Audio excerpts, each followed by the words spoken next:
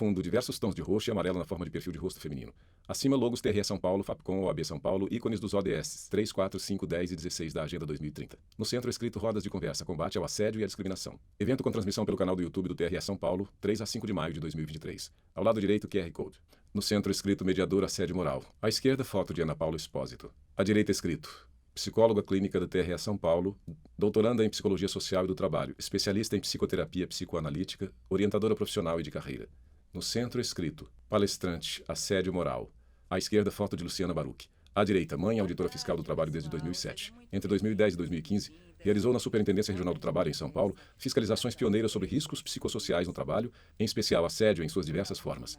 Autora de inúmeros artigos sobre diversidade, assédio, riscos psicossociais no trabalho e suas repercussões sobre a saúde mental. É uma das autoras da cartilha sobre discriminação do Ministério do Trabalho. No centro, escrito palestrante, assédio moral. À esquerda, foto de Roberto Eluane. À direita, formada em Ciências Jurídicas, Direito na USP e em Psicologia na PUC de São Paulo.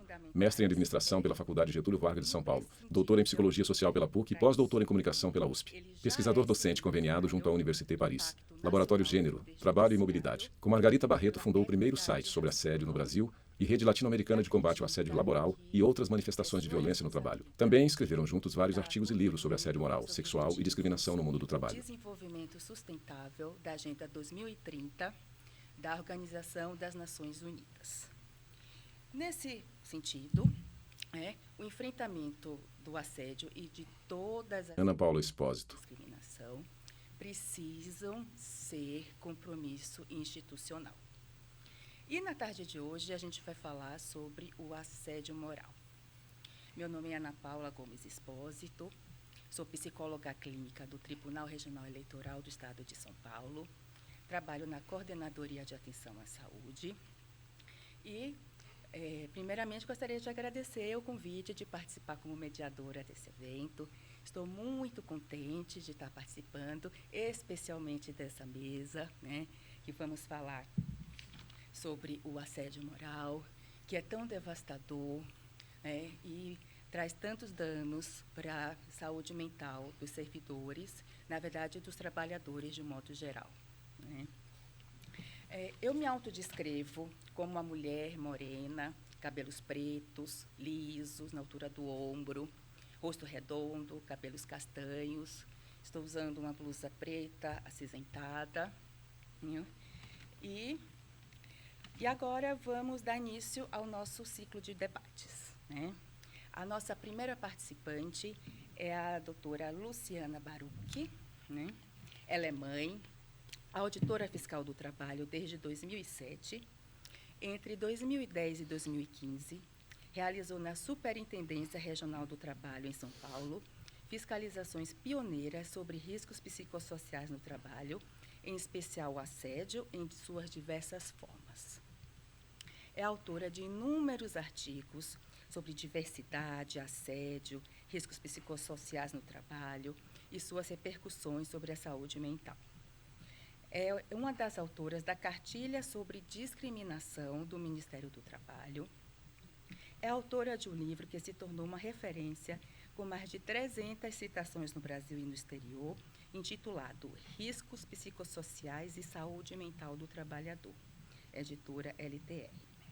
É idealizadora do perfil @assedionet no Instagram, onde faz um trabalho voluntário de conscientização sobre o assédio no ambiente de trabalho.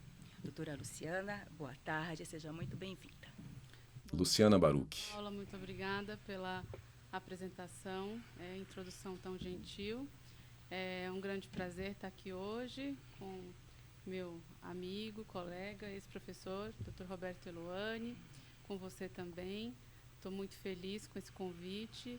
Queria fazer um agradecimento a todos que se envolveram, para que esses debates estejam acontecendo, e faço isso na pessoa do presidente do tribunal.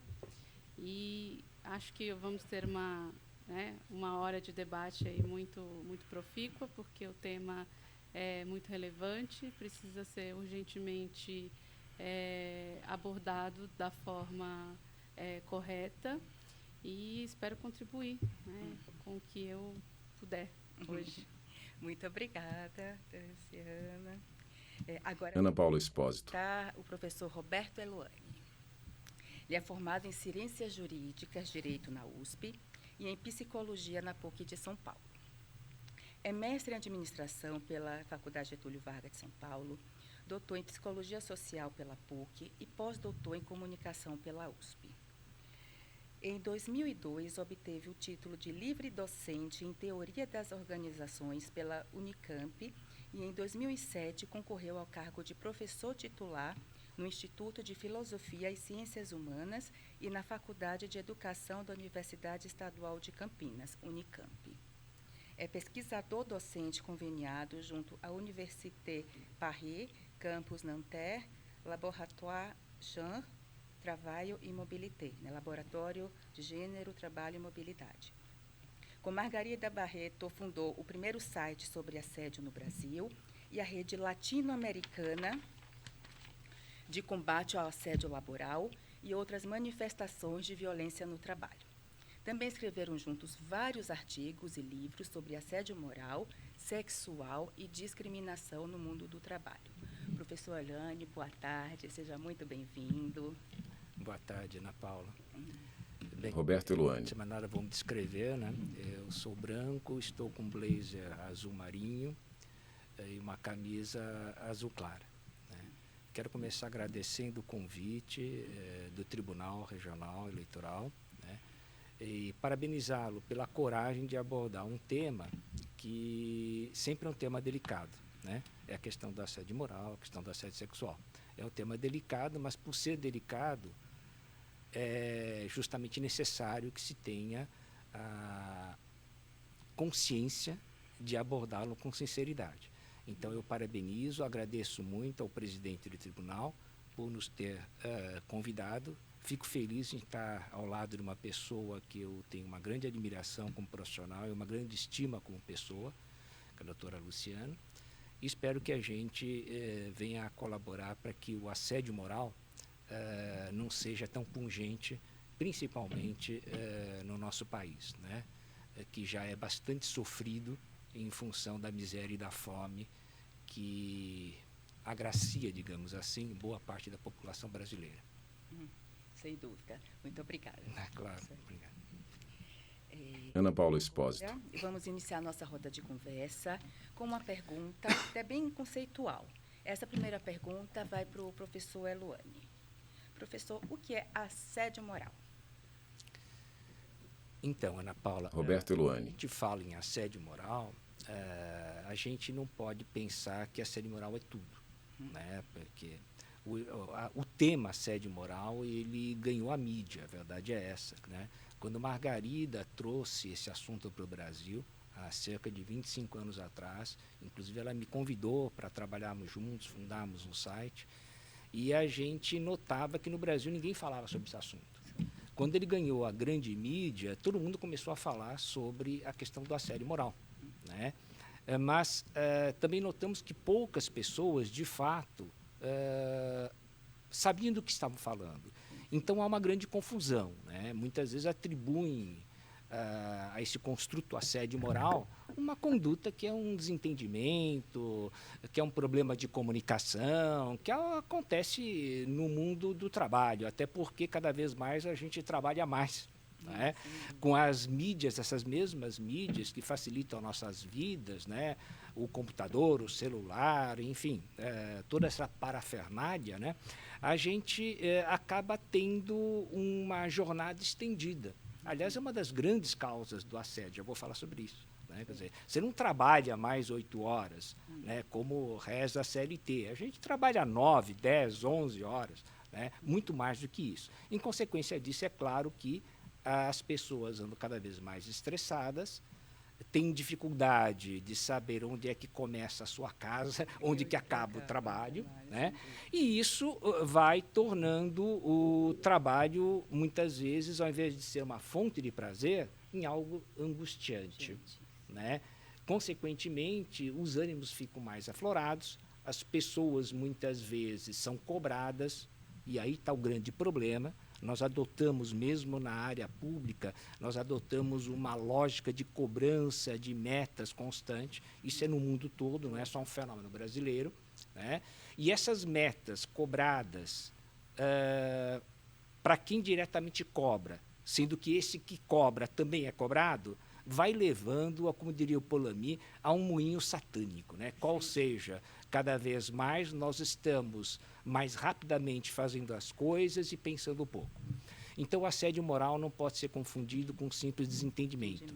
Ele é grave demais, ele pode levar ao suicídio e a N patologias. O assédio moral é um conjunto de condutas frequente, tem um histórico que vai cercando a pessoa, como o próprio termo diz assédio, vai desqualificando, geralmente as pessoas acabam aderindo a quem começou o assédio, por medo, às vezes por comodismo, ou até por estarem convencidas de que, de fato, aquela outra pessoa não trabalha, isso não é verdade. Então, um conjunto de condutas abusivas, frequente e intencional, que vai adoecendo, vai repercutindo na identidade pessoal da pessoa e vai fazendo com que ela adoeça. E, muitas vezes, quando ela adoece, é mais um motivo para ela ser posta para fora. Então, o assédio moral é algo muito grave, que toda organização minimamente séria deve ficar atenta a esse fenômeno e deve coibi-la. Não é? As pessoas têm o direito de trabalharem em paz e fazerem o seu trabalho com dignidade. Eu acho que a gente tem que notar que quando um empregador contrata alguém, ele contrata uma força de trabalho. Ele não compra a dignidade das pessoas.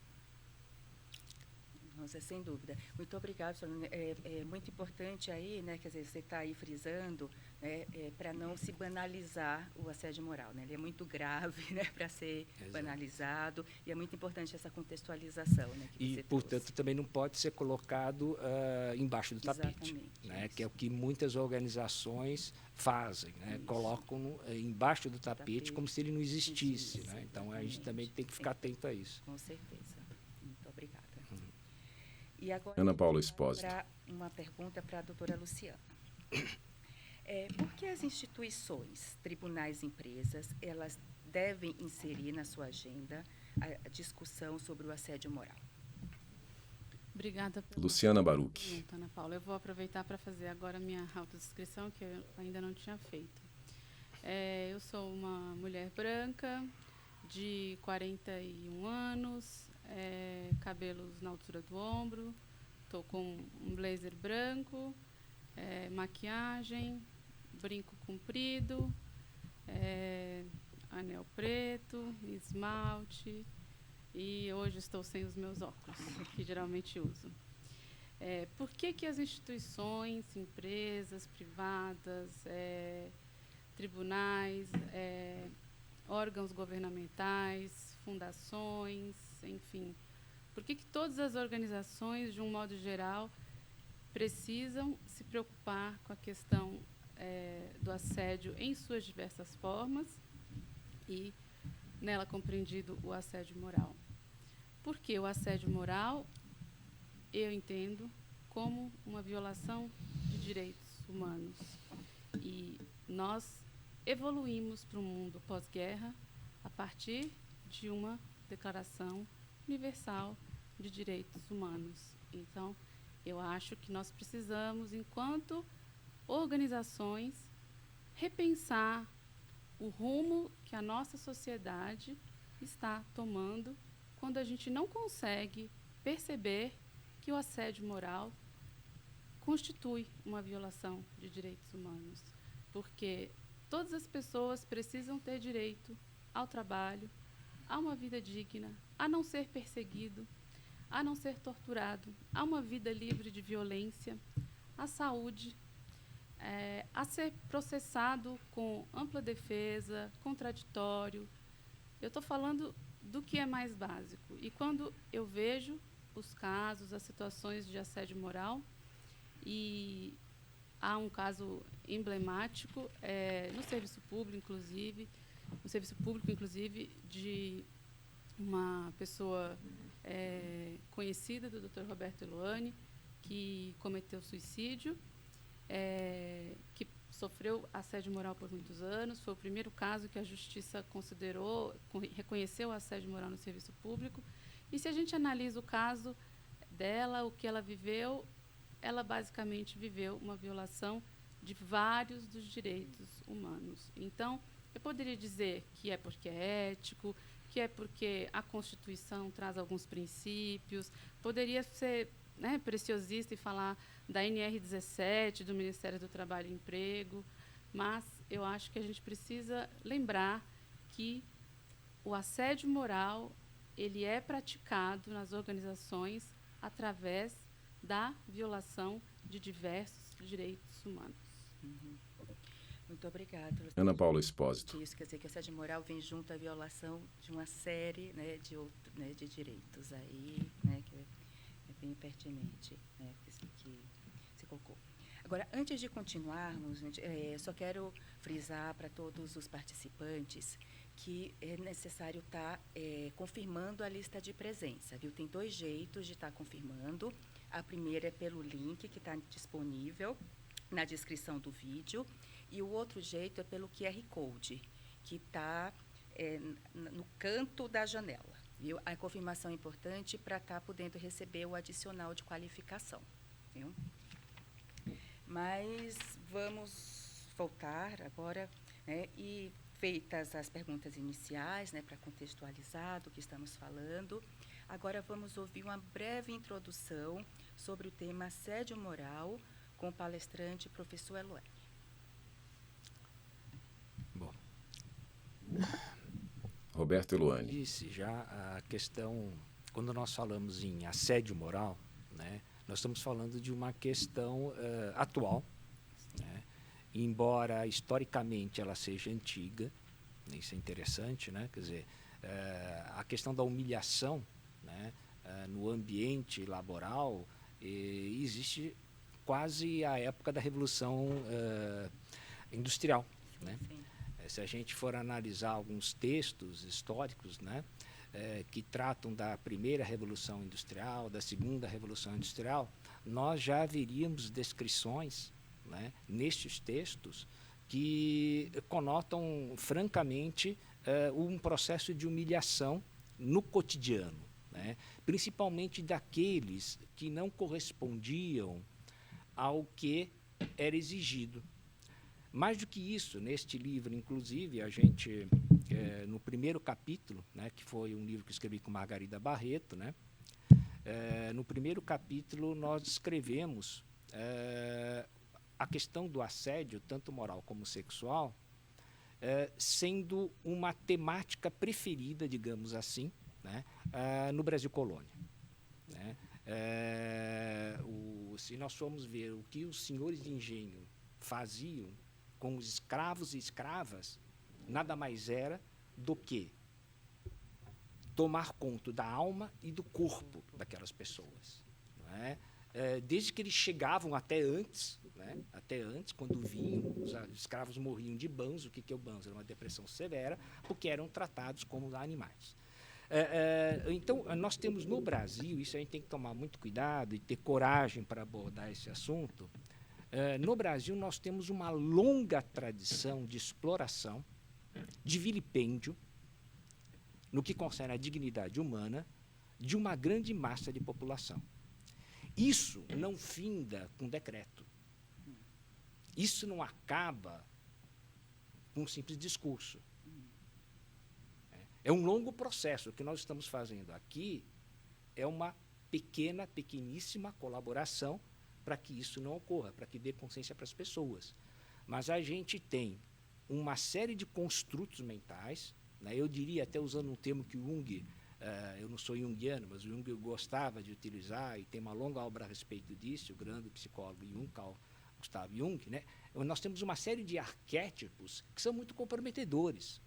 O Brasil foi um dos últimos, segundo alguns historiadores, o último, outros o penúltimo, mas não interessa, é uma discussão teórica, o último país, digamos assim, a abolir a escravatura. Quer dizer, até pouco tempo nós tínhamos pessoas que eram vistas como coisa, né? Como diriam os juristas, rex nullius, né? Pessoas que não valem nada, são coisas, que eu descarto quando não produzem mais, que eu descarto, e era o que acontecia, quando ficam doentes. Então, isso vai levando as pessoas a terem uma relação com o outro, com aquele que o serve, de posse. né, de posse do seu corpo, de posse da sua alma, de posse do seu saber. Então, a primeira questão que eu acho que tem que ficar clara para o mundo jurídico, principalmente para os juristas, é que não adianta negar essa herança autoritária. Nós temos que enfrentá-la. Nós temos que deixar claro, e as organizações podem, sim, ter um papel muito importante, educativo, né, no que concerne a isso, nós temos que deixar claro que não se admite mais, no ambiente laboral, que as pessoas sejam tratadas como coisas, que as mulheres sejam vistas como as escravas eram vistas, que trabalhavam e serviam ao senhor de engenho, trabalhavam de dia e o serviam à noite. Isso não é mais possível de ser visto. Infelizmente, no Brasil, nós temos presidentes de instituições públicas, por exemplo, sendo processados. Já um bom começo, estão sendo processados por assédio moral e por assédio sexual. Né? Mais do que isso, né, nós temos, infelizmente, né, pessoas em cargos de gestão que, quando, veja bem, são frustrados em sua tentativa de assédio sexual ou de importunação sexual, não interessa aqui, a discussão jurídica são coisas diferentes, mas não interessa se importunação ou assédio sexual, não interessa para nós, vai ser mais ou menos a mesma coisa, transformam esse fato num modo de vingança e começam o quê? Assediar moralmente para que sirva de exemplo para as demais pessoas que quem não se submete aos seus caprichos, quem não se submete às suas taras, à sua forma de encarar o colaborador, entre aspas, né, vai sofrer tal como os escravos sofriam. Isso é impossível de ser aceito. Então, em função disso, eu acho que nós temos uma longa trajetória, uma longa jornada. Porque o Brasil tem que ser passado a limpo, o Brasil ele tem que ser corrigido. Esses arquétipos nós temos que trocar o sinal. É impossível de ser feito? Não, não é impossível de ser feito. Compete ao Poder Judiciário cumprir o seu dever, que é de saber julgar, e hoje foi feito sim, um trabalho muito bom já no Judiciário, foi feito um trabalho, eu acho, excelente, que foi feito. Margarida foi uma das pessoas que mais começou, e eu dei a minha colaboração em todas as escolas judiciais. O Ministério Público está muito mais preparado para enfrentar essa questão, as pessoas nem sabiam direito o que era, mas compete agora a eles julgarem adequadamente, não com os olhos apenas na lei, de jeito nenhum com os olhos apenas da lei, porque o fenômeno é muito mais complexo do que a objetividade jurídica pode contemplar, mas, efetivamente, né, verem o que ocorre no ambiente laboral e compete, sim, sem sombra de dúvida, aos órgãos de fiscalização.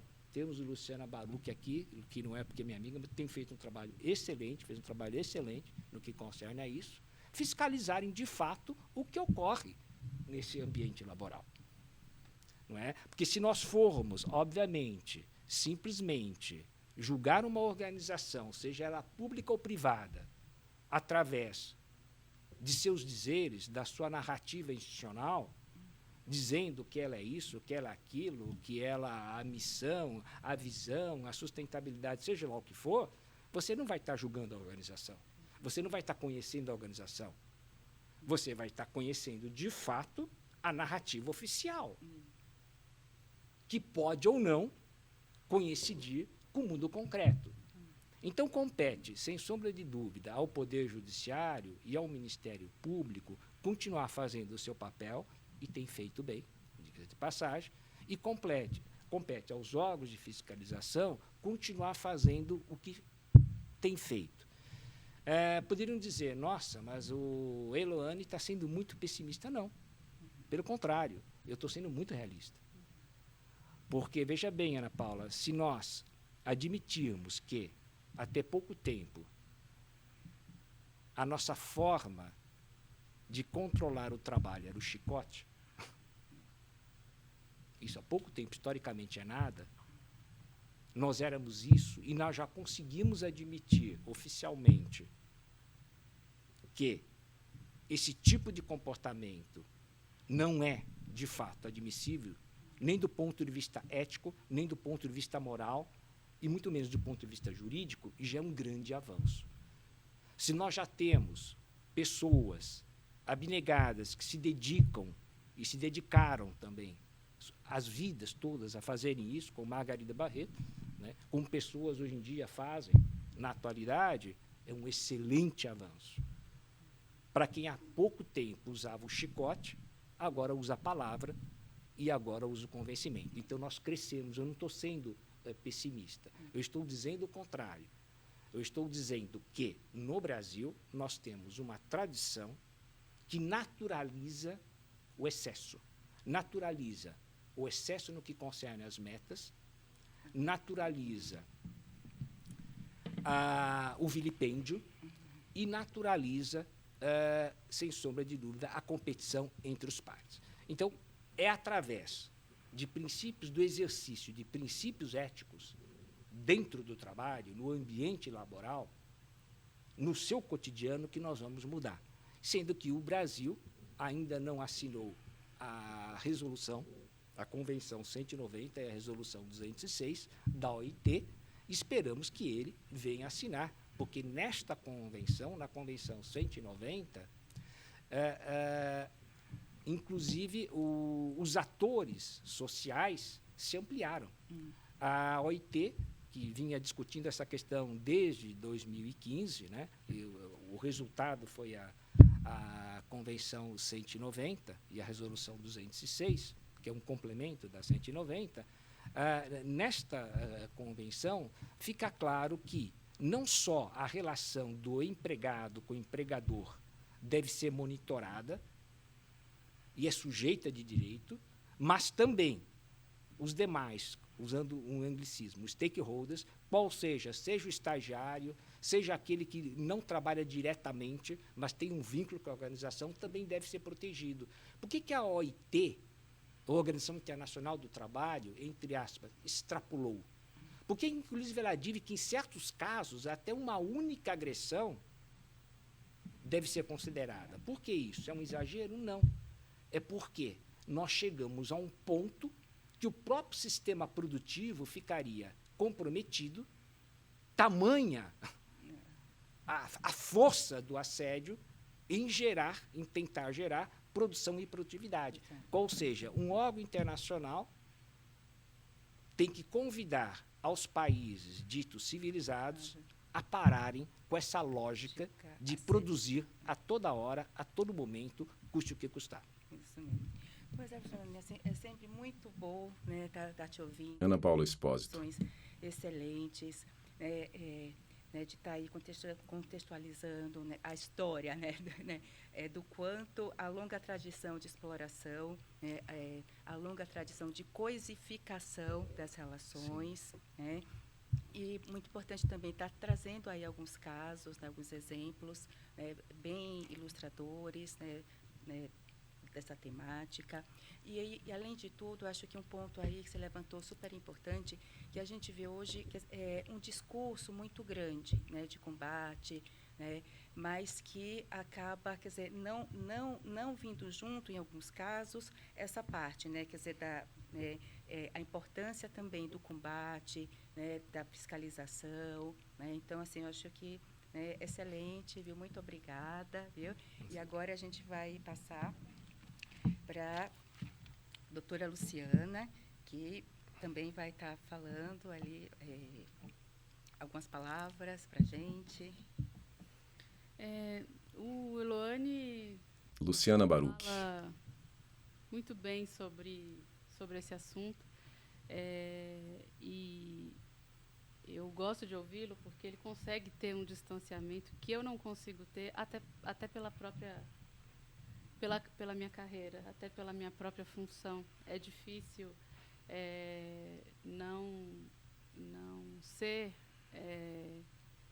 pensar em investigação de assédio o tempo todo, identificação do assédio o tempo todo.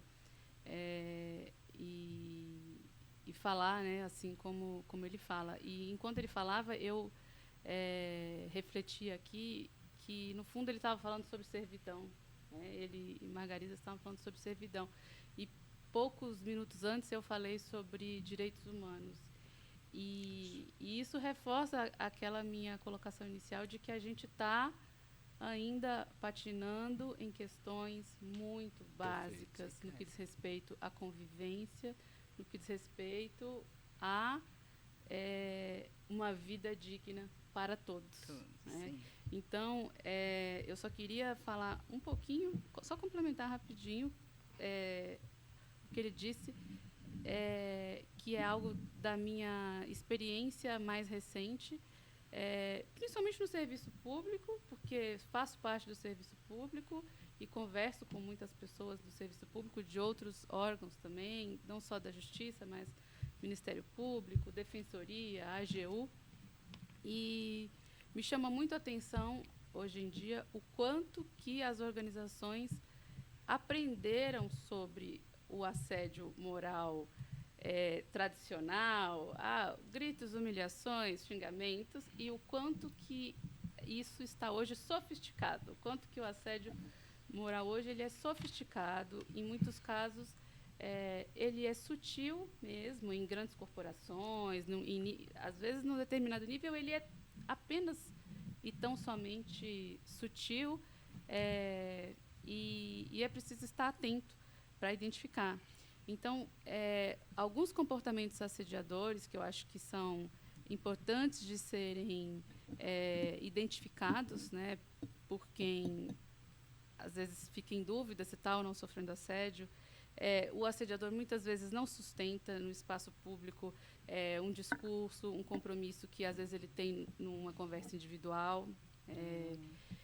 Manipulam a vítima, né, através de ameaças veladas, muitas vezes a ameaça é direta, usa de mentiras, usa de artifícios, de ficções, para que a vítima perca o controle, para que ela faça exatamente o que ele quer que ela faça, que é se incriminar, se comprometer, enfim, dar os instrumentos que ele muitas vezes precisa para abrir um processo administrativo disciplinar, né, por falta de ética, de decoro, enfim. Excessos de piadas, brincadeiras que não têm um lugar de ser, que não parte de uma intimidade verdadeira entre as pessoas, deixando pouco espaço para a vítima se posicionar. E quando ela se posiciona, ela é taxada de hipersensível, ela é dito que aquilo é um mimimi, entende? É uma reclamação boba, que aquilo não se justifica, e isso vai geralmente se prolongando, né, no tempo. Às vezes dá à vítima um tratamento pior do que o que dá aos demais. Usa os pontos fracos da vítima contra ela, né, o que a gente chama de calcanhar de Aquiles. Né? Então, identifica qual que é a fragilidade. Então, é uma mãe que acabou de voltar de licença maternidade? Então, é nesse ponto que eu vou pegar. Então, é um servidor que está prestes a se aposentar? Então, eu vou ameaçar a aposentadoria dele. Então, é alguém que está estudando para um concurso que vai fazer a prova esse final de semana? Então, é aí mesmo que eu vou usar para poder praticar a minha violência, porque eu sei que aí eu vou ser efetiva. Então, isso seria um calcanhar de Aquiles. Também manipular quem está ao redor, e aí eu não poderia deixar de citar o pesquisador, professor Christophe Dejoux, francês, psicanalista, que trata dessa temática há muitos anos, na França e no mundo, quando ele diz que o assédio moral, ele é uma doença do isolamento. Ele não é uma doença, mas assim, é um sintoma, talvez, do isolamento que a gente vive hoje com muito mais, eu acho, intensidade. Né? Que ele fala muito dessa cultura do cada um por si, e que o Dr. Elone falou muito bem dessa questão das metas. Então, manipular quem tá em volta para ou destruir a reputação da vítima ou para deixá-la realmente privada de recursos emocionais para conseguir sair daquela situação. Oi, doutora Luciana. Ana Paula Espósito. Colocações, né? Achei muito importante aí você falar das sutilezas, né, do assédio moral. E é bom que você deu aí alguns exemplos, quer dizer, de indicadores comportamentais, né? Quer dizer, para deixar mais clara a situação, para se identificar melhor, né, as situações, e também como vocês colocaram, muitas questões contemporâneas, né, da nossa sociedade atual, que acaba favorecendo esse tipo de comportamento assediador, né, que eu acho bem pertinente tá levantando isso, né, que o assédio moral não é algo isolado, né, tem aí uma conjuntura de coisas que favorece a ocorrência dele, né. Muito obrigada. Eu vejo o assédio muito como Luciana Baruch. sintoma de uma organização que geralmente está muito doente, porque tenho esse livro sobre riscos psicossociais, saúde mental do trabalhador, e eu falo do assédio, não eu, né, mas quem estudou esse tema antes, eu apenas sistematizei, coloca os conflitos e a violência como um desses riscos.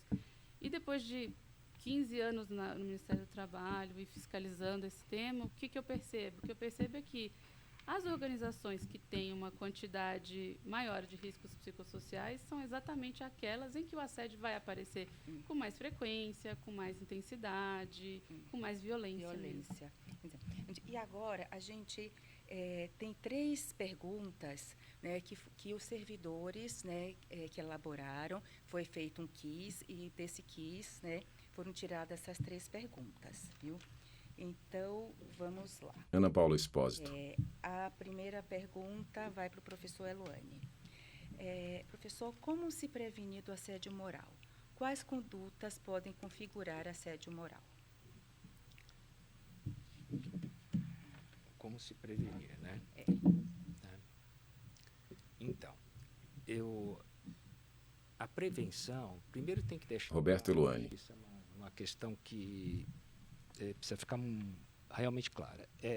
Primeiro, a gente tem que tirar da nossa cabeça, que é algo que já está incutido há bastante tempo, de que o assédio é produto de uma relação pessoal. Tá? Lá sei, é o Roberto Eluane que assedia a Luciana que assedia o Roberto Eluane, é a Ana Paula que assedia ou é assediada. Tirar isso. Acaso assim? Sim.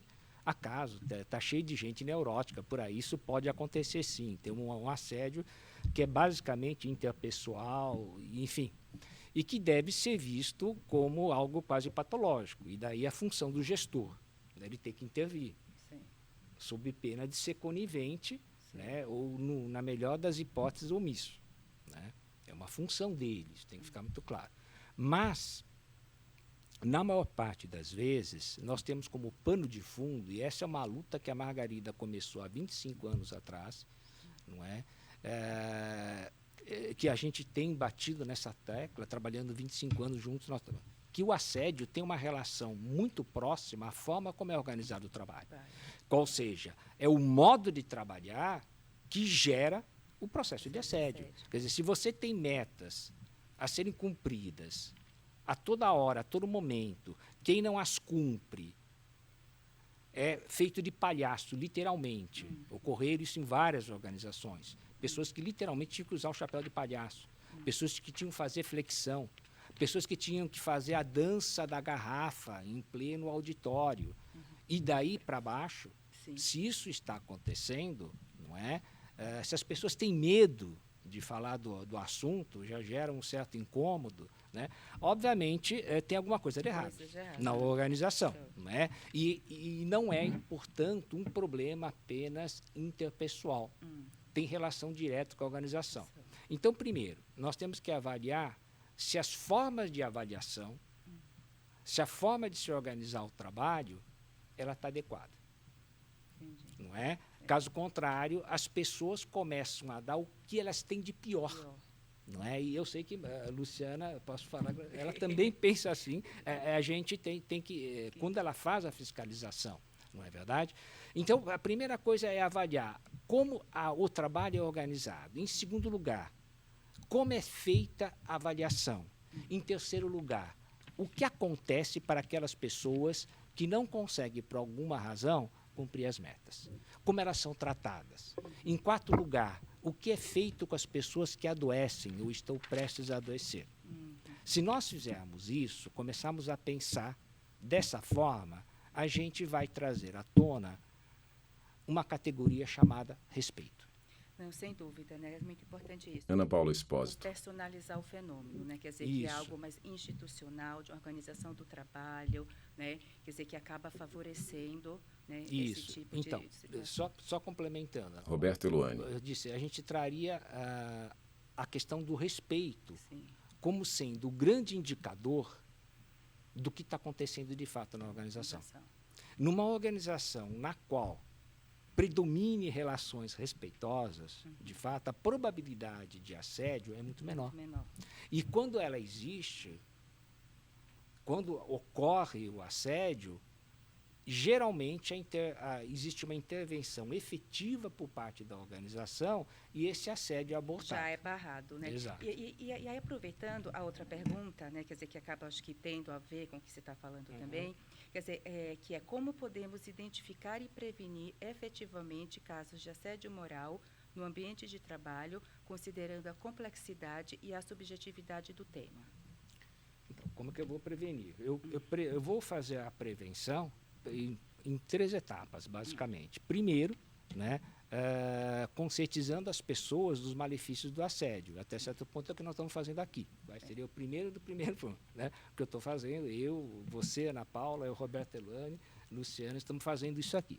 Segundo lugar, né, identificando os pontos falhos nesse sistema organizacional. Seja ele da área de produção mesmo, seja da área de serviço, seja uma empresa pública ou privada. Existe em todas as organizações. Tá? E, se observarmos que existe um processo de assédio, daí você tem que fazer uma intervenção. Uma intervenção para que aquele assédio cesse e que para aquelas pessoas que estão sofrendo o assédio possam se recuperar, inclusive, psiquicamente falando. Sim. Porque nós temos que ver que essas pessoas estão adoecidas. Né? A gente não pode encarar isso como o processo de assédio como casos, não são casos. Não, exatamente. São devastadores. São mais do que são pessoas. Isso, não é um caso, não é um número. Isso. Nós escutamos no nosso site, nós já tivemos 8 milhões de acessos nesse site, com Margarida. O mérito é dela.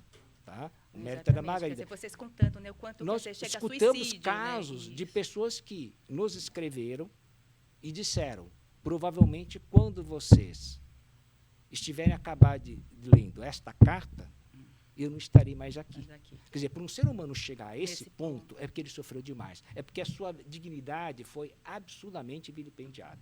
Então, tem que interferir antes. E o terceiro, obviamente, a gente espera que não ocorra, é quando você procede mais em nível jurídico. Né? Que daí você tem que remeter ao judiciário, se a organização nada fizer, quer dizer, e, obviamente, às instâncias, seja o sindicato, seja um advogado particular, seja o Ministério Público, ou mesmo uma denúncia à ouvidoria, desde que ela tenha o mínimo de autonomia. Isso, quer dizer, o quanto que Ana Paula Espósito. efetivas de combate. Perfeito. Né? Exatamente. Viu? E agora, a última pergunta para a doutora Luciana. Assédio é algo que sempre vem de cima para baixo? Pode haver assédio dos subordinados para com a chefia? Não. Luciana Baruch. Que vem de cima para baixo, sim, pode existir assédio na forma ascendente, né, e não apenas na descendente. Pode existir na forma horizontal, entre colegas, até na forma oblíqua, que é entre um chefe e um subordinado que não é direto, mas que está ao lado. Inclusive, é bastante comum acontecer esse assédio na forma ascendente, quando a gente tem mulheres em posição de liderança, e principalmente quando essa liderança ela é uma liderança feminina, ela é uma liderança que ela ostenta aquelas características do feminino que a misoginia busca tanto combater, né? O fenômeno da misoginia é isso, é o ódio ao que é feminino, né? É a exclusão de tudo que é relacionado a cuidado. é o não olhar para isso. Então, todas as vezes que isso acontece, por exemplo, na administração pública, se alguém vai para um posto de chefia e essa liderança, e aí pode ser de um homem, pode ser de uma mulher, mas ela é uma liderança que ela é mais empática, que ela é mais respeitosa, que ela busca incluir mais as pessoas. O que acontece com essa chefia? Ela vai começar a sofrer violência por parte dos próprios subordinados, né? Todos, não, mas de alguns. Quais? Aqueles que estavam, muitas vezes, acostumados a se aliar a chefias anteriores para abusar de um colega, para reprimir uma outra pessoa ou para se sobressair ali, de alguma forma, ter algum tipo de vantagem. Então, todas as vezes que a liderança tenta restabelecer o respeito, geralmente ela sofre assédio. Então, ele pode acontecer em vários sentidos e direções, desde que exista uma motivação para isso e desde que esta pessoa ou esse grupo, ou às vezes até um conjunto, uma organização, consiga se organizar para pressionar, para coagir ou para submeter, de alguma forma, quem às vezes tem poder, mas não consegue exercer. Né? É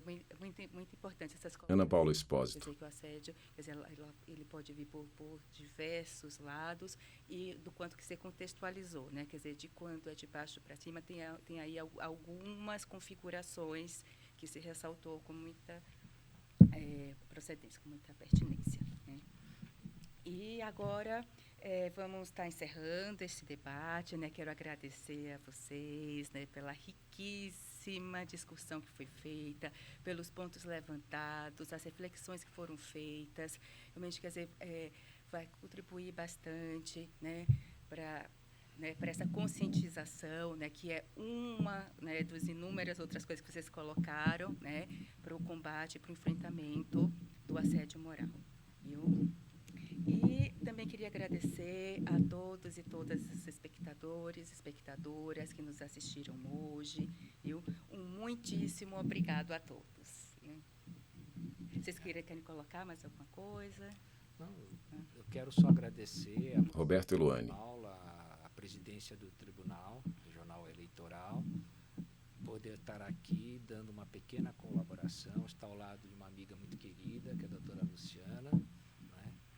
E espero que, de fato, as pessoas que nos assistem possam tirar o maior proveito e pensem que, afinal de contas, uma agressão com o outro, né, que hoje acontece com o outro, amanhã poderá vir a ser com a gente. Sem né? dúvida. Então, que não banalizem essa questão e que se sensibilizem pelo sofrimento alheio. É isso. Isso mesmo. Faço minhas as palavras Luciana Baruch.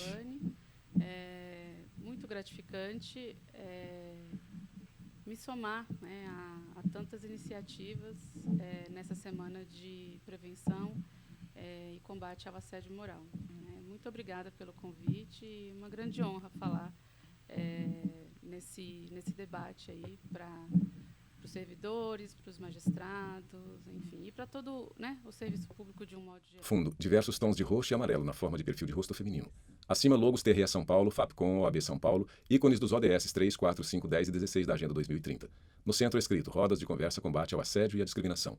Evento com transmissão pelo canal do YouTube do TRE São Paulo, 3 a 5 de maio de 2023. Ao lado direito, QR Code.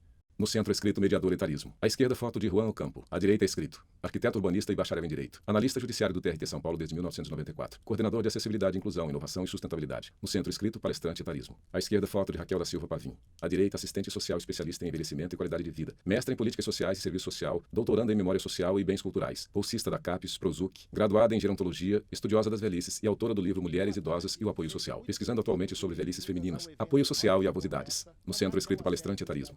À esquerda, foto de Lene Blum de Oliveira. À direita, advogada, escritora e primeira vice-presidente da Comissão de Verdade e Memória da Escravidão Negra da OAB São Paulo. Inclusivo e diverso. E elegeu como Juan Ocampo. promover a garantia dos direitos fundamentais.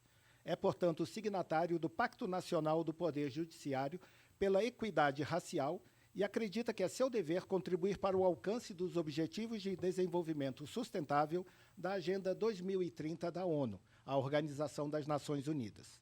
Nesse contexto, enfrentar e prevenir o assédio e todas as formas de discriminação são compromissos institucionais. Então, vamos falar agora de etarismo. Eu sou Juan Ocampo, faço parte das 2 comissões de combate ao assédio e à discriminação e atuo como coordenador de gestão da acessibilidade e inclusão, inovação e sustentabilidade, aqui no Tribunal Regional Eleitoral de São Paulo. E tenho prazer em participar deste evento como mediador, especialmente neste tema, que é de meu especial interesse. Gostaria, assim, de saudar a todos os espectadores e espectadoras que nos acompanham e nos acompanharam em todos os dias do nosso evento. Antes de começar, eu gostaria de me auto-audiodescrever rapidamente para a nossa audiência cega ou com baixa visão. Sou um jovem senhor ou um velho garoto, dependendo do foco, pisciano com 57 anos de idade, tenho cabelos grisalhos penteados para o lado direito, sou branco de olhos claros, não uso barba ou bigode, mas uso óculos de grau. Estou vestido com uma camisa azul e um paletó na cor preta. Atrás de mim há um fundo verde, que vocês vão ver, na verdade, criado eletronicamente com as informações deste evento. Hoje vamos iniciar nosso ciclo de debates com a senhora Raquel da Silva Pavim. Ela é assistente social, especialista em envelhecimento e qualidade de vida, mestra em políticas sociais e serviço social, doutoranda em memória social e bens culturais, bolsista da CAPES ProSuc, graduanda em gerontologia, estudiosa das velhices e autora do livro Mulheres Idosas e o Apoio Social, pesquisando atualmente sobre velhices femininas, apoio social e avosidades. Raquel, boa tarde, seja muito bem-vinda. Boa tarde, gostaria de agradecer então, Raquel da Silva Pavim. E parabenizar também o TRE, né, de São Paulo pela necessária pauta do etarismo. Eu vou me autodescrever, então, para as pessoas que estão assistindo. Eu tenho 33 anos, eu me autodeclaro como uma mulher branca, tenho cabelo curto, castanho, uso brincos em roda e uso um casaco ou um kimono, como se usa, preto. Então, um pouco dessa minha característica, né? Agora vamos apresentar a Leni Blue de Oliveira. Ela é advogada, escritora e a primeira vice-presidente da Comissão de Verdade e Memória da Escravidão Negra da OAB São Paulo. Doutora Leni Blue, boa tarde, seja muito bem-vinda. Gratidão. Leni Blue. Prazer realmente poder falar de um tema que é o mote das minhas pesquisas e é o mote da minha vida. Eu sou uma mulher idosa de 69 anos, mulher preta, cabelos brancos, estou com uma blusa preta, brincos amarelos, uso óculos e estou também com um fundo verde atrás de mim. Para iniciar nossa conversa, começamos com uma pergunta para a Raquel. Bem facinha. O que é etarismo? Então, etarismo, Raquel da Silva Pavim. É uma palavra que tem aparecido de forma bastante recorrente. Para além de uma palavra, ela é um conceito que vem juntamente, né, com também do idadismo e também pode ser conhecida como ageísmo, né? Então, ela é uma prática que acaba discriminando e realizada, né, contra pessoas de várias idades, né? As pessoas com diversas aí, faixas etárias. Então, todos os processos discriminatórios, ofensivos, preconceituosos através de formas, né, a partir da idade. Essa discriminação ela gera diversos estereótipos, né, preconceitos, eles são construídos e disseminados e reforçados socialmente, né, quanto grupo, então, de pessoas com distintas idades. Ele pode, né, o etarismo, se manifestar através de diversos tipos de violência, então, violência verbal, física, emocional, econômica, moral, dentre outras tantas, e pode também ser, né, considerado um preconceito muito silencioso, né? Ele pode vir, né? Vou dar alguns exemplos aqui para a gente poder pensar nos nossos cotidianos, então, né? Pode ocorrer nas relações familiares, com determinações, né, do que pode ou não pode esse corpo. Vamos pensar esse corpo que está em processo de envelhecimento, esse corpo que vive a velhice, porque aqui é a nossa pauta. A discussão, né, da relativa autonomia, até onde se pode ter ou não. Os espaços de mercado de trabalho também com oportunidades mais escassas. Situações também, né, de menor cuidado dos demais colegas para pessoas que estão em processo, vivendo a sua velhice, né, ou com mais idade. Dentro dos serviços públicos, isso é um espaço bastante importante, ou dos serviços privados, como na saúde, na assistência, no acesso ou não acesso dos direitos sociais, jurídicos, onde também muitas vezes acabam sendo negados, né? E aí eu queria trazer também que o etarismo ele é vivido, né, como a Leni vai trazer mais, por pessoas também com menos idade, pessoas jovens também vivenciam, mas expressivamente em países ainda em desenvolvimento, esse tipo de preconceito é muito mais cotidiano, vivencial, né, visível, com pessoas com mais idade ou pessoas idosas, né?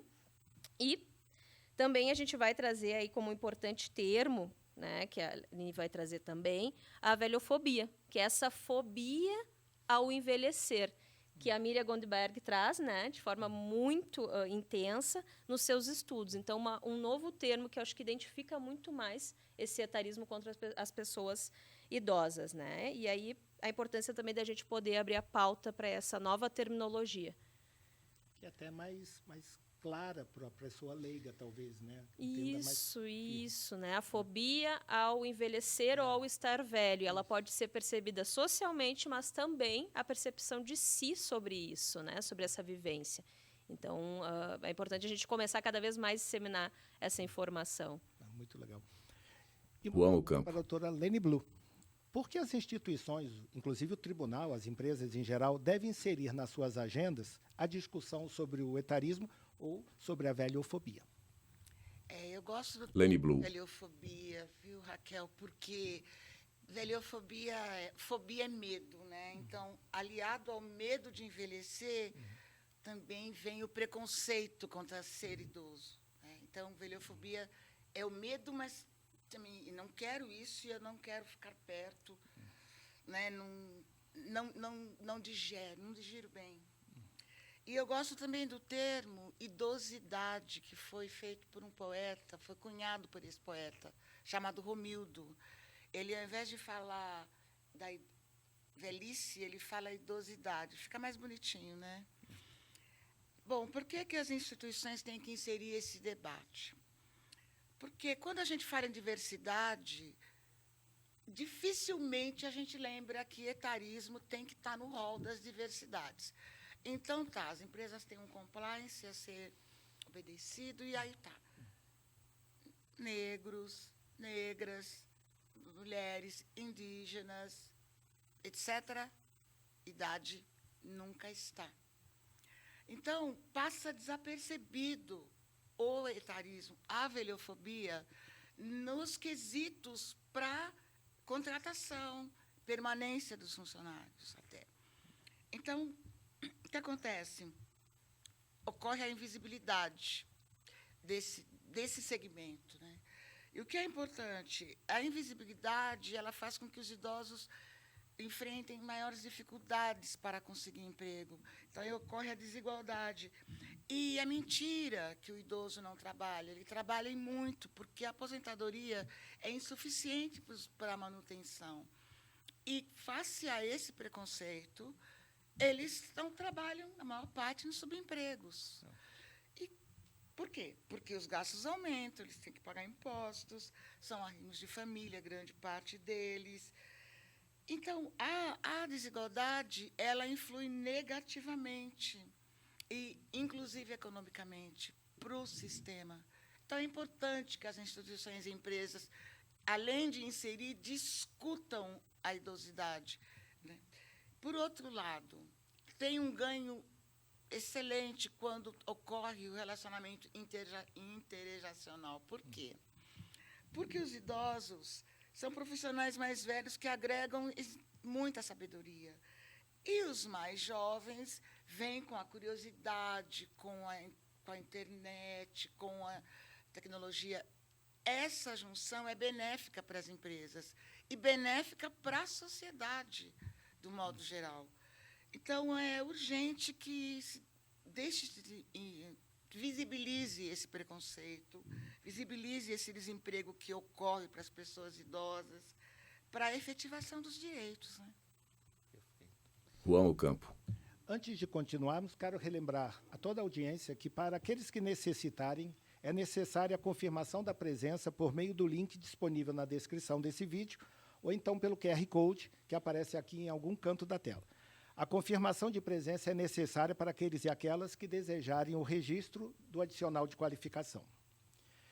Vamos abrir espaço agora para perguntas que foram enviadas pelos servidores e servidoras deste Tribunal Regional Eleitoral de São Paulo, eu, inclusive, tomara que tenham selecionado as minhas, no quiz aplicado às temáticas que estão sendo abordadas neste evento. Minha primeira pergunta é para a Raquel, e é curtinha. Etarismo é crime? Sim, segundo Raquel da Silva Pavim. da pessoa idosa, né? Essa lei, que é a Lei 10.741 de 2003, ela vai, sim, em 3 importantes artigos, dizer que a discriminação, né, referente à idade são, sim, formas de criminalizar, né, e que precisam também ser penalizadas. Então, eu destaco aqui, não vou ler a lei, mas destacar 3 importantes delas, né, dentro do Estatuto, o artigo 4º, o artigo 27 e o artigo 96.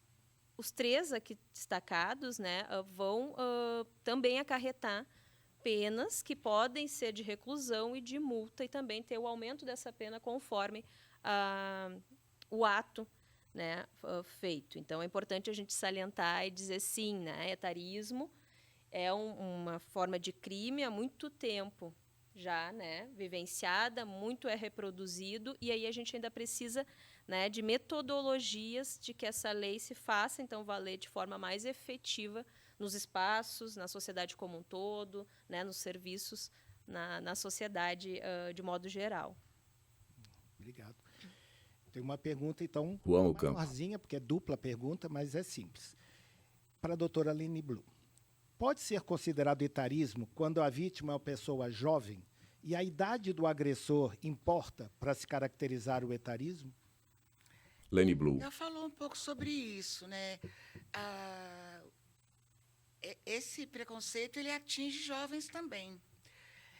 Mas estima-se, tem uma pesquisa que fala, que aponta que a cada 2 pessoas no mundo, uma tem atitudes discriminatórias em relação à idade.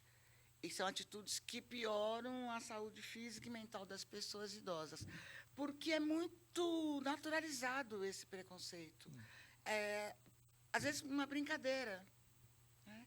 Às vezes, por uma pergunta, às vezes, até por um elogio, por exemplo. Você não parece a idade que tem. Pronto. Já caracterizou essa aplicação da velhofobia. Então, retorno para Juan Ocampo. Considerando que o etarismo não se justifica por nada, claro, mas menos ainda pelas limitações naturais que o envelhecimento acarreta ao ser humano, como agir com as pessoas que têm algum tipo de limitação física ou motora, sem que isso acarrete em preconceito? Eu acho Raquel da Silva é Pavim. bem importante, porque ela fala sobre as formas como a gente vai atuar com a população, né? Eu voltaria. Antes da gente pensar nas formas como fazer a intervenção quando a situação chegar aos nossos espaços, aqui os mais diversos, é a gente pensar como as formações estão pensando sobre o envelhecimento populacional, né? Então, isso tem que estar na pauta das nossas especializações, da nossa formação profissionalizante, seja a nível profissionalizante, seja a nível superior, para que a gente possa pensar isso dentro da formação, né? Como que a gente vai fazer o atendimento? E aí, eu sempre vou articular muito a questão da educação, né? Que a gente precisa ter essa educação para envelhecer, mas não de forma somente individual, é importante também, mas como que socialmente a gente vem pensando ações, como que a gente está discutindo isso na rede básica de ensino, né, nos espaços de saúde, para aí sim, quando chegar a demanda específica, né, quando chegar alguma pessoa que está sofrendo de alguma limitação ou que veio a ter alguma limitação, a gente consiga construir alternativas, e é isso mesmo, é construir com a pessoa e não para a pessoa. Aí a gente já está pautando a questão da democracia e pluralismo, no sentido de pensar o que já foi tentado, o que daqui para frente a gente pode tentar juntos, né?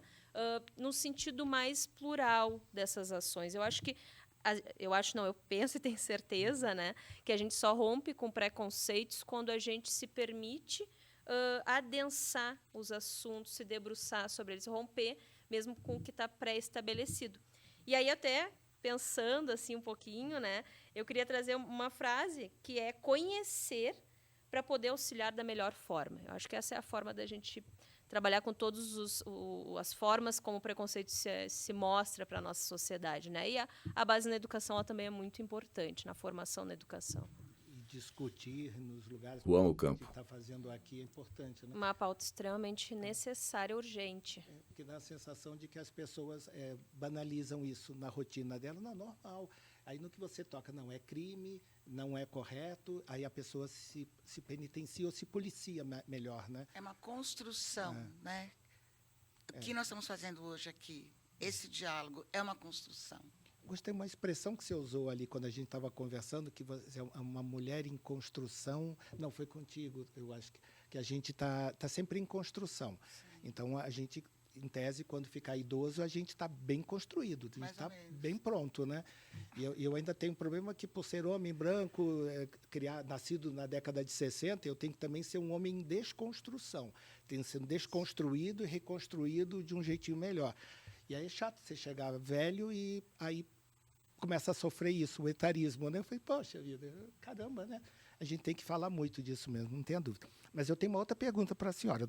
Desculpa, para a doutora Lene Blu. Eu te chamei de senhora, a gente combinou que não ia fazer isso. Pode chamar do que você não, mas quiser, senhora mesmo. Você ia me devolver um senhor e eu não queria isso. Mas o senhor é bom. Tá, então, vou perguntar para a senhora, doutora Lene Blu, com a pandemia e o crescimento dos trabalhos remotos, as populares reuniões virtuais, o Zoom e os afiliados, né, que utilizam muitas ferramentas tecnológicas, pode-se dizer que houve acréscimo ou impacto nos casos de etarismo? Pois é, há controvérsia. Lene Blu. Porque a pandemia veio, nós estamos forçados a utilizar a tecnologia para a comunicação, até para pagamento de tributos, para a vida. Mas tem a exclusão digital, que não acompanhou esse crescimento. Então, nós temos, em 2020, 38,7% da população de 60 a mais sem acesso à internet. No caso da população negra, nós temos, em 2019, 39,6% da população negra, só 39%, tem acesso à internet. O que acontece com isso? O resultado são que os trabalhadores idosos foram os que mais sofreram também com a falta de vagas. Por quê? Pela lacuna do conhecimento, né? Não tenho acesso, não conheço. E também porque, além do acesso ao conhecimento, não tinha acesso ao aparelho pela exclusão social. Então, a exclusão digital ela passou a ser também uma exclusão socioeconômica.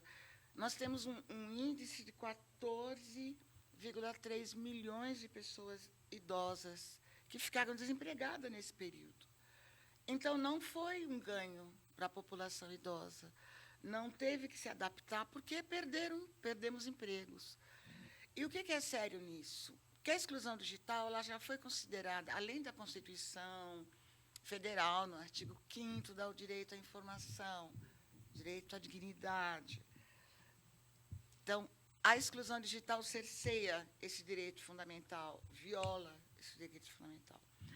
E o Conselho de Direitos Humanos da ONU, quando da pandemia, ele regulamentou uma resolução que eu vou ler: promoção, proteção e gozo dos direitos humanos na internet, defendendo a necessidade de criar medidas à interrupção intencional do acesso à internet, inserindo esses direitos no rol da Lei Internacional de Direitos Humanos. Então, olha como isso é sério, né? direitos e deveres, né? O direito ele vai se modificando com o tempo. A pandemia trouxe à tona essa violação do direito à inclusão digital, que é uma violação do direito fundamental, porque atinge o direito à dignidade, o direito à informação, e agora, com essa resolução, os direitos humanos também. Então, nós não podemos dizer que houve ganho para a idosidade nesse período. Nós temos que insistir nessa questão do direito à inclusão digital plena. Mas ainda tendo que buscar a inclusão Juan Ocampo. social, né, voltando um passo atrás ainda para crescer maior, né? Acho que a Raquel fala isso. Lenny Blue. Você fala isso. Que a discussão sobre o envelhecimento ela é interseccional. Ela é uma garra. Ela não pega a questão só da saúde, que é uma das coisas que mais abala o velho, né? Dor em tudo quanto é lugar, precisa da saúde. Não, não é. Direito ao trabalho, né? Direito à vida. E, no caso da população negra, o direito a envelhecer. Porque as condições de acesso ao envelhecimento, elas se modificam em cima da raça, né? O racismo, ele que nos acompanha desde sempre, ele é potencializado na velhice. A ausência de acesso aos serviços, ela na velhice, ela fica mais evidente. Por isso que é uma discussão que a gente tem que reforçar. Eu queria... Juan Ocampo. Você explicou há pouco o que é avosidade. Me explica de novo. A avosidade é um conceito, Raquel da Silva Pavim. me aprofundando, né, agora no doutorado, mas ele é um conceito que começa a ser discutido nos anos 80, fora até mesmo do Brasil, né, aonde é, né, de forma bastante simplória aqui, a construção dessa fase, desse momento da vida. Assim como a gente fala no momento da infância, assim como a gente fala no momento da adolescência, como que a gente se percebe, né, ou como que a gente tem entendido esse momento dos laços com a figura dos avós, né? Então, e aí a gente está pensando também em intergeracionalidade o tempo inteiro. E aí mais uma forma da gente pensar formas de romper com esse etarismo, né? Eu só vejo pela via das relações intergeracionais. E talvez quando quem teve a oportunidade, eu tive de conviver muito com a minha avó, isso também me acarretou a ser hoje pesquisadora dessa área e entender e querer, né, poder pensar também a partir de estudos, também pensar a minha velhice, mas não somente a minha, né? Como é que da academia a gente consegue também estar expandindo aí como respostas, né, para a sociedade. Então, a avosidade ela é uma forma, ao meu ver, que pode estar uma via dupla, pode reproduzir etarismo, mas, ao mesmo tempo, através da relação intergeracional, também fazer processos de ruptura ou até novas formas de entendimento. Juan Ocampo. Eu não sabia se a avosidade era uma coisa, seria uma forma de preconceito ou seria uma coisa afetiva. É uma coisa afetiva. Isso, é um momento de estar, é um estudo sobre, né, esse momento de ser, de estar avó, e superpassa também gerações. Não, porque não existem somente avós idosos, né? Existem avós com 40, 45, 50, 60, 80, né? Porque a criança, ela, por padrão, né, a criança e os avós sempre têm aquela relação afetuosa, a gente imagina, por padrão. E aí vê os números que a senhora me autorizou assim, que a senhora nos traz. Quer dizer, então, são números altos para esse preconceito que a gente imaginava que seria muito remoto. Porque se toda criança que teve a chance de compartilhar o amor dos avós, ele depois vai ser esse vilão, né, vai ter esse comportamento, a gente já fica meio surpresa, assim, onde que essa pessoa, essa criança se desviou, né? Porque, do nada, ela vai ter preconceito contra a sabedoria, contra a pessoa com mais idade. Eu confesso que eu tenho uma dificuldade de entender onde que acontece essa ruptura que você usou, né? Mas acontece, pelos números, né? Isso é meio chocante. É uma construção. Lenny Blue. Também isso tem muito a ver com a forma com que a velhice é vista. A gente não se vê como velho. O velho é o outro. A gente estava falando sobre isso. Se o velho é o outro, eu não preciso me preocupar com isso. Né? E também, como o velho sempre é colocado numa posição meio que degradante, eu não quero ser isso. Eu não quero pensar nessa possibilidade, né, de estar Como é que são as fotos dos idosos no metrô? Alquebrado, acabado. Não se mostra a realidade. É que também, lógico que a gente tem isso também. Então, ninguém quer ser velho e também ninguém quer discutir isso. Por isso que essa não é bem uma ruptura, é uma educação para a invisibilidade. E esse momento é muito importante porque a gente está desmistificando na prática essa violência da invisibilidade. Você me fez lembrar, Juan Ocampo. passou por isso na sessão de acessibilidade, a imagem, a plaquinha do idoso dava pena do boneco, todo dobrado, com a bengala, né, caidinha. Às vezes a gente está assim, mas não é sempre. Agora a placa está mais bonita, ela está uma pessoa ereta e está ali, mais 80 ou só o idoso, mais de 60. E a gente até brinca, né? Porque assim, tem prerrogativas que o idoso com mais de 80 tem, que é a super preferência, né? E tem gente com mais de 80, minha mãe hoje, graças a Deus, 84 anos, está com saúde melhor que eu. O único remédio que ela toma é um colírio, eu tomo mais, eu tomo uns 3 já. Então, assim, isso é muito legal de ver a pessoa com 80 e poucos anos e uma saúde maravilhosa. E a gente desenhando eles ainda tortinhos com a bengala, que minha mãe nunca viu, nunca precisou disso, né? Precisou quando quebrou o pé, esses dias até, mas isso foi temporário. Então, assim, eu acho que realmente a gente precisa entrar nessa seara, tipo assim, não dá para se desperdiçar o conhecimento acumulado, essa construção de vida, né? E usar um preconceito tão sem sentido contra a pessoa idosa. Eu confesso que eu tenho dificuldade.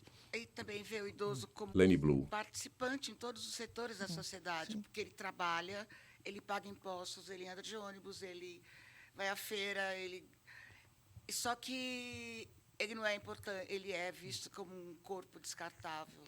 Corpo inútil, ele não é um corpo inútil. Então, essa visão tem que ser aflorada. Como uma pessoa que tem uma vida atuante não é percebida no contexto da sociedade. E não são Juan Ocampo. né?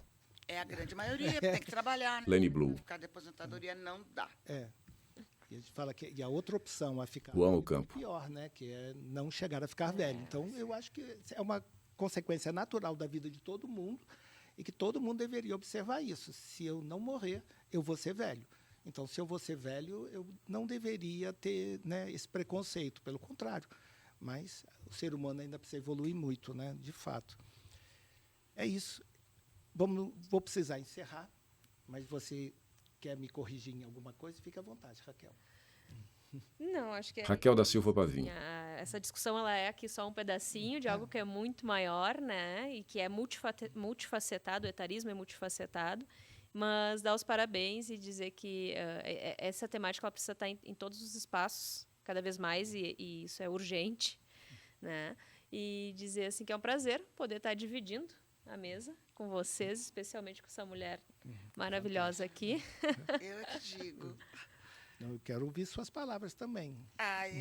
Estou muito contente por essa Lenny Blue. oportunidade de falar sobre o mote da minha vida, porque discutir o envelhecimento é o mote da minha vida. Não só porque eu sou idosa, mas é porque eu quero que a nova geração tenha políticas públicas efetivas para chegar na idosidade com qualidade, né? E eu vou puxar a sardinha para a minha brasa ou a brasa para a minha sardinha.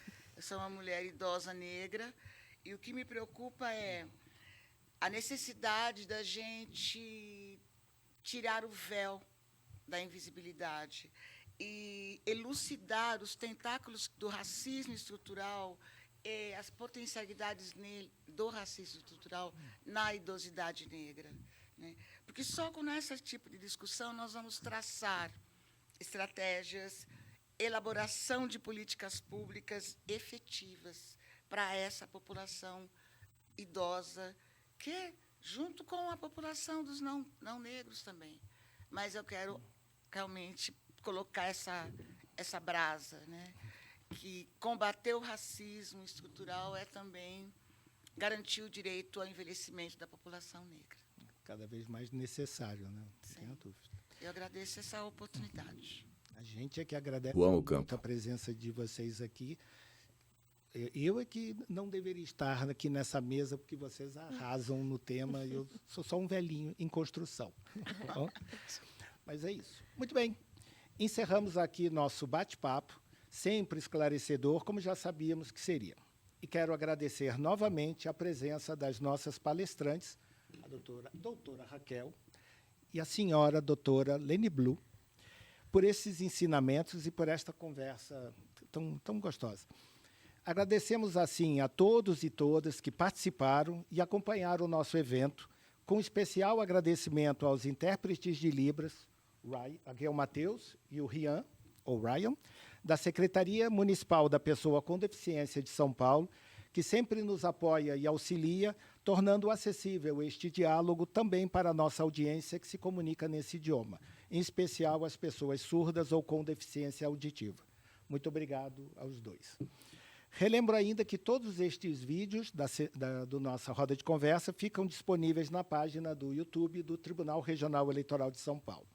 Agradecimento especial também à Comissão da Verdade sobre a Escravidão Negra do Brasil, da OAB Seccional São Paulo, que contribuiu com a organização deste evento.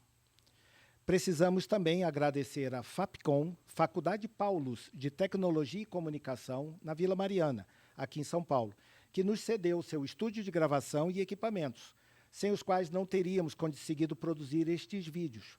Portanto, nosso especial obrigado para a Deise e para a Marcela, e também para os nossos novos e já queridos amigos da equipe do estúdio, Pedro, Danilo e Fernando. Muito obrigado, pessoal. Saibam que a gente gostou muito daqui e vai voltar várias vezes. E assim, neste momento, encerramos nosso evento intitulado Rodas de Conversa, Combate ao Assédio e à Discriminação. Um bate-papo que envolveu diversos temas, todos complexos e atuais, que necessitam de conhecimento, para que todos e todas possam se identificar corretamente essas violências e buscarmos todos e todas, juntos, as soluções mais efetivas. Vale lembrar que a Justiça Eleitoral Paulista possui, para todas as pessoas que nela atuam, efetiva ou temporariamente, contratadas, requisitadas ou em estágio, 2 comissões de combate e enfrentamento ao assédio e à discriminação. Uma para o 1º grau, os cartórios, e outra para o 2º grau, a secretaria.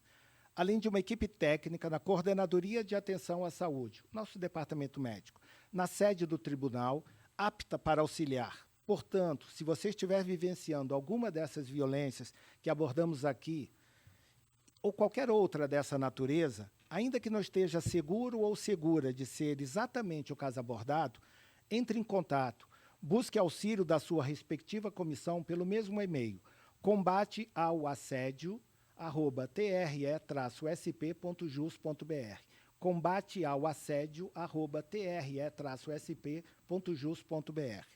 E fique tranquilo e tranquila, o sigilo é um direito seu e ele é sempre respeitado.